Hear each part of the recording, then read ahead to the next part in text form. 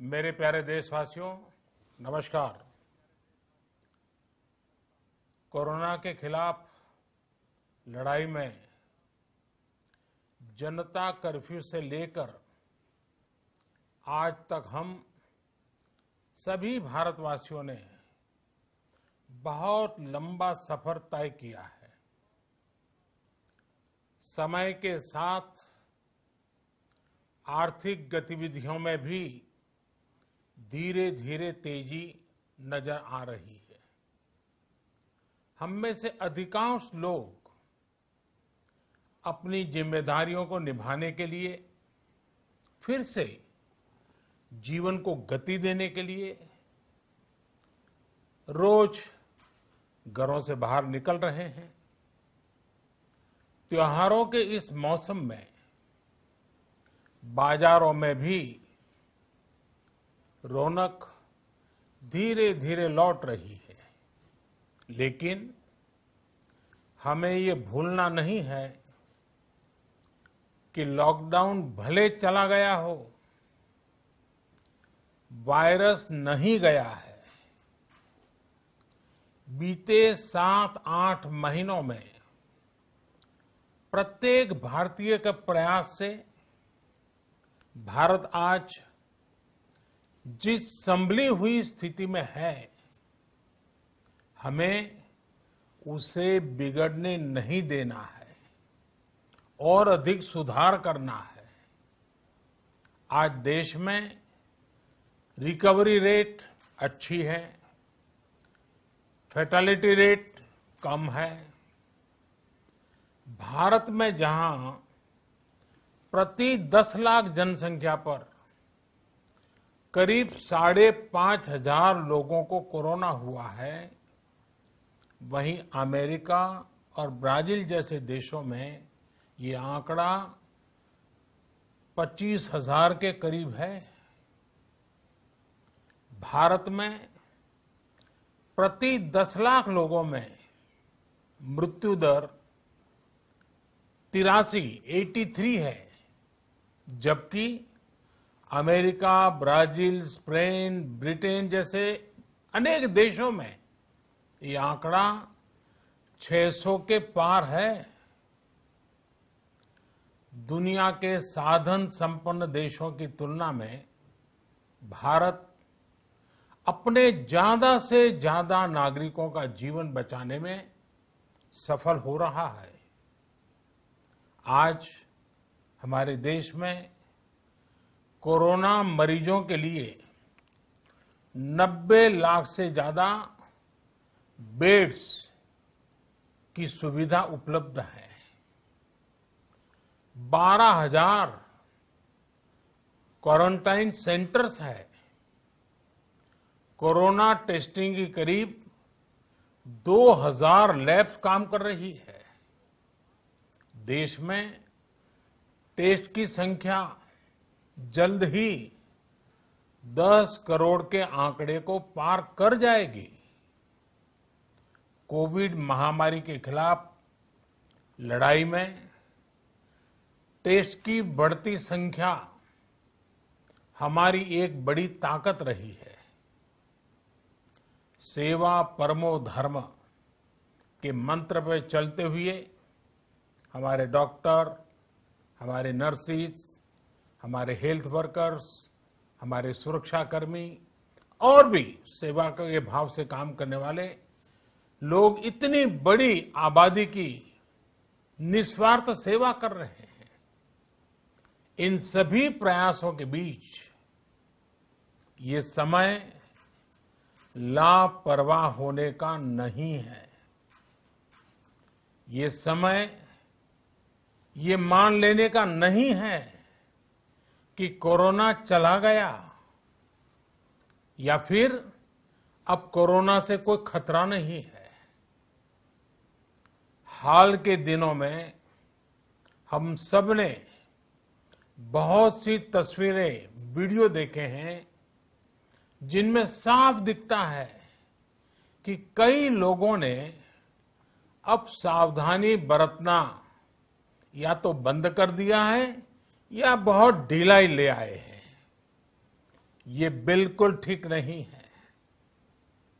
अगर आप लापरवाही बरत रहे हैं, बिना मास्क के बाहर निकल रहे हैं, तो आप अपने आप को, अपने परिवार को, अपने परिवार के बच्चों को, बुजुर्गों को उतने ही बड़े संकट में डाल रहे हैं। आप ध्यान रखिए, आज अमेरिका हो या फिर यूरोप के दूसरे देश, इन देशों में कोरोना के मामले कम हो रहे थे, लेकिन अचानक से फिर से बढ़ने लगे हैं और चिंताजनक वृद्धि हो रही है।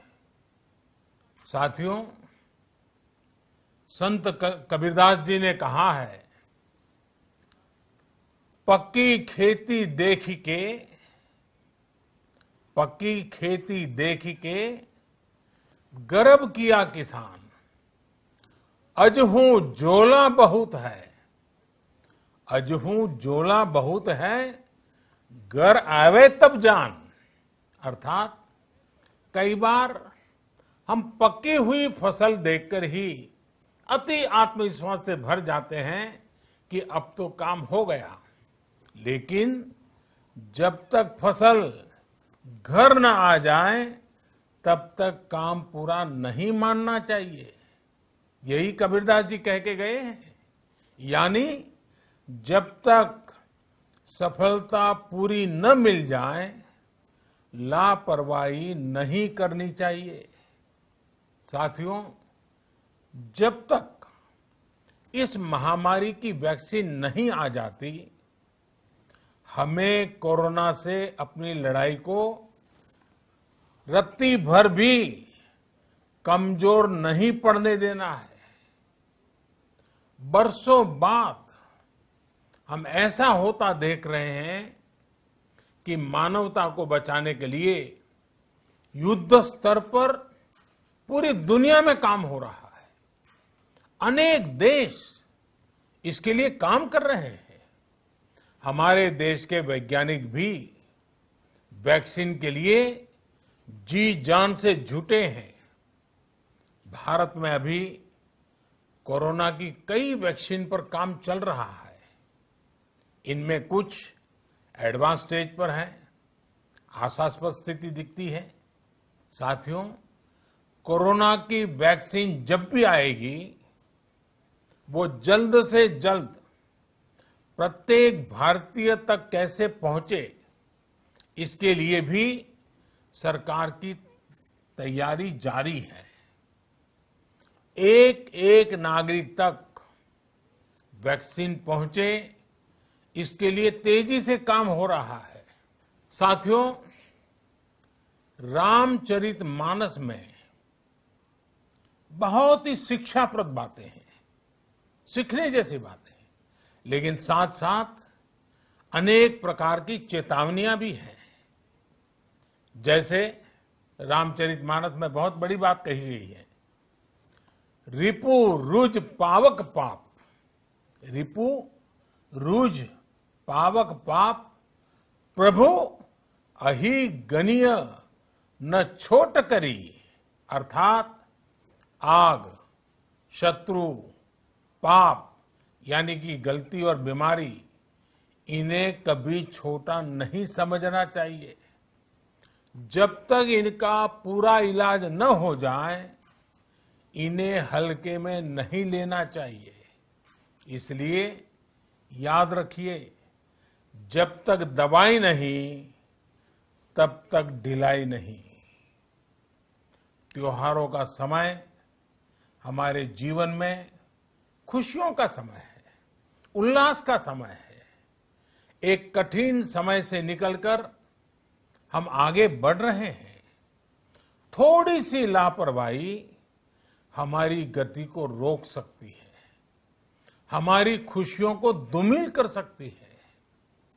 जीवन की जिम्मेदारियों को निभाना और सतर्कता, ये दोनों साथ साथ चलेंगे, तभी जीवन में खुशियां बनी रहेगी।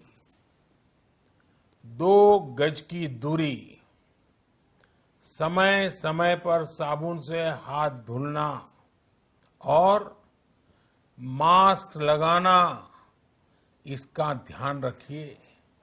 और मैं आप सबसे करबद्ध प्रार्थना करता हूं, आपको मैं सुरक्षित देखना चाहता हूं, आपके परिवार को सुखी देना चाहता हूं।